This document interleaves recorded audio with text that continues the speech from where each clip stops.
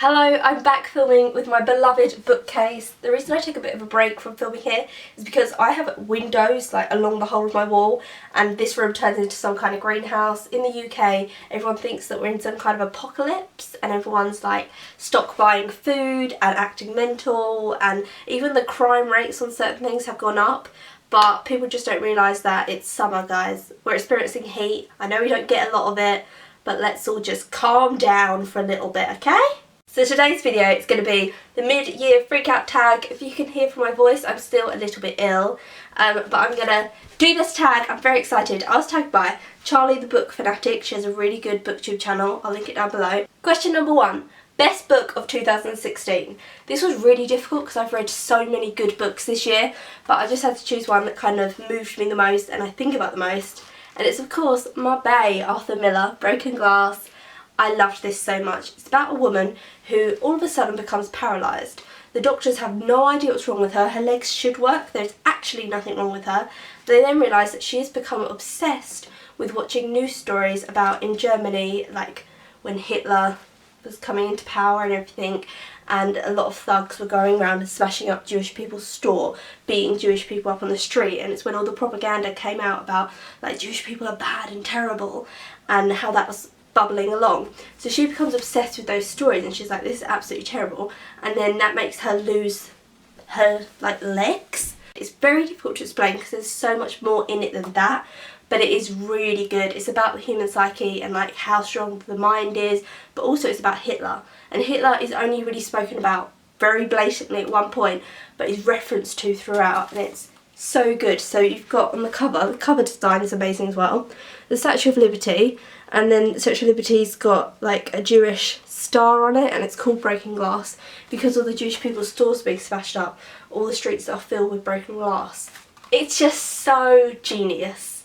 Biggest disappointment. Now, I've read a lot of crap books this year, you know, I bloody told you, like a foghorn, like this was terrible. But I wanted to pick a book that I thought I was going to love and I didn't. So I chose We Need to Talk About Kevin by Lionel Shriver. Now, this isn't a bad book. This has some very good things in it. It's about a woman whose son does something terrible and she's writing letters to her ex-husband to try and talk about Kevin, their son, and why did she do that. It was just too long and she kept repeating herself to hammer you over the head with the point, but I needed her to just say it once and it would have soaked in and it would have been a lot more snappier and sharper book. I think you can be a great author but sometimes not make great books, which sounds weird. I think Lionel Shriver is a fantastic author. I think the way she envisions things and can get them onto paper and make you visualise the exact same scene is amazing. I think she's so skilled. But I think this book needed editing. It needed someone else to come in and really scrape it down for her and say, you're a fantastic author, but sweetheart, you're babbling on. Biggest surprise book of the year. This one. This is The Graduate by Charles Webb. Now, as you know, all my books, almost every single one of them, are from charity shops. Like every video I'm like, charity shops, charity. So I got this on a total whim. I knew that it was a very successful film and that people really liked it. I knew about Miss Robinson, but I didn't expect anything out of it. And this was so good. It was so incredibly funny. It was so incredibly poignant. It was really sad at times. It was so good. It's about a boy who has an affair with his parents' friend. So she's an older woman, Miss Robinson, who's like sassy, and then her daughter comes back from college and they keep saying to him, you need to take her daughter out, you two are going to be friends. Something happens with her daughter and him. It's all a massive mess. It's a tangle and web of just mess, and it's beautiful and I loved it. Miss Robinson, are you trying to seduce me? What? Oh my god, Miss Robinson, I'm so sorry. Oh, please forgive me, I'm so sorry. You're forgiven. New favourite author to you? This one, Amy Bender. This is her short story collection, Willful Creatures. She writes magical realism and it's really creepy and it goes there and I love it and it's so good. I'm so excited to read her other short story collections and anything else that she's already brought out. The stuff is so weird. I've spoken about this before on the channel. I love her. I love that she also has, you know, kind of boundaries. So certain things that happen in the short stories are like, they really do go there and you wouldn't expect it because some of them are very light and some of them are very sinister, but I think that mix works incredibly well because some short story collections, like for example, I do like it, but Tim Burton's The Melancholy Oh my god. The Melancholy Death of Oyster Boy and Other Stories by Tim Burton. I like this, but they're all very like sinister and Tim Burton-esque, and that's cool. But a lot of them I feel could have like been edited out because they mesh into one. Whereas with this, because it was so different, because some was so like light and kind of fluffy, and then you had ones about romance, but then you had ones about like a family of pumpkin heads, and then you had one about this man who kidnapped a small man to torture him. What? Now, being the rebel that we all know I am, I'm going to mash two questions together. And those questions are newest fictional crush and new fave character.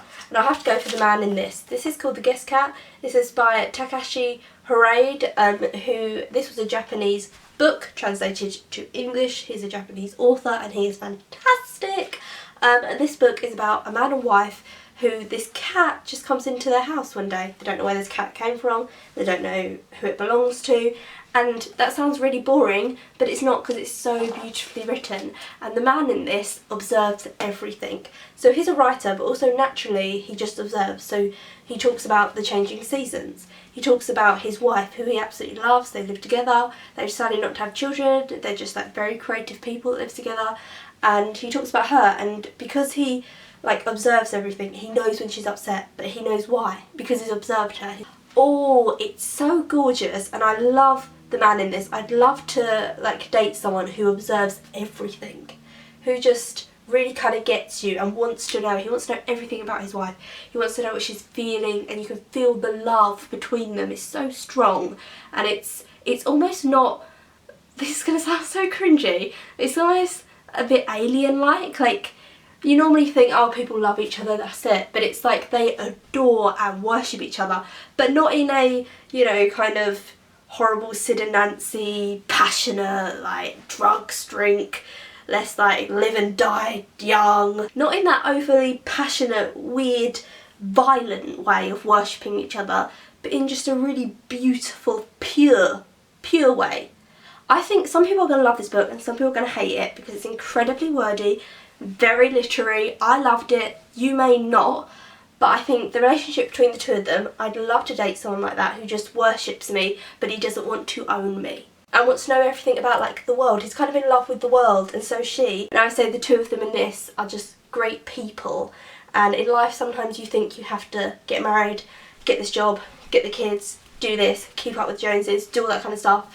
And to read about characters who are completely disconnected from that, they've decided they don't want children, they're very creative writers, they just live life like looking out into their garden and watching the changing seasons and talking about the trees and talking about life and love, and I'm just like, it's my dream, it's my dream.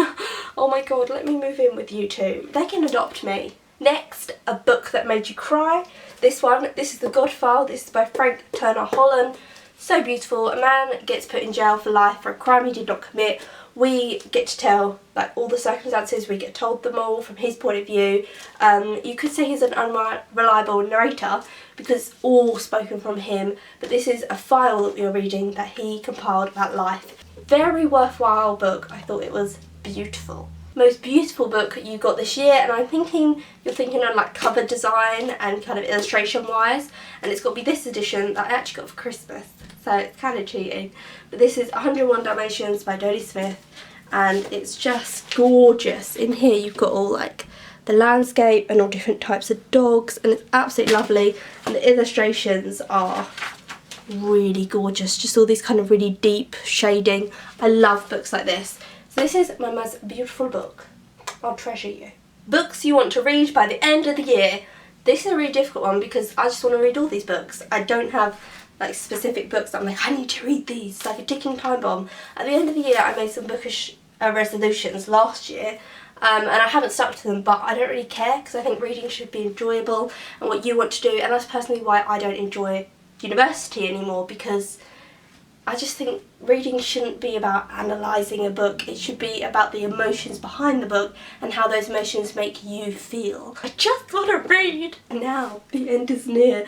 Facebook community member. I can't just choose one person or like a handful of people, but my subscriptions are open on my channel so you can see everyone I'm subscribed to. If you ever want any alternate or just really good booktubers or YouTubers, go through all my subscriptions because I think I've subscribed to some really great people. So go from them. You can kind of use that as like a playlist if if you want to choose people to like listen to. So if you like me, you're gonna like them. That's it. Subscribe to all those people. And also I tag everyone that's subscribed to this channel and it's a booktube channel to do this tag. I absolutely love it. And that's it. That's the end of this video. I hope you enjoyed it. Feel free to subscribe if you want to see this face a bit more. I'll try not to melt and die, but it's really hot, so I can't promise anything.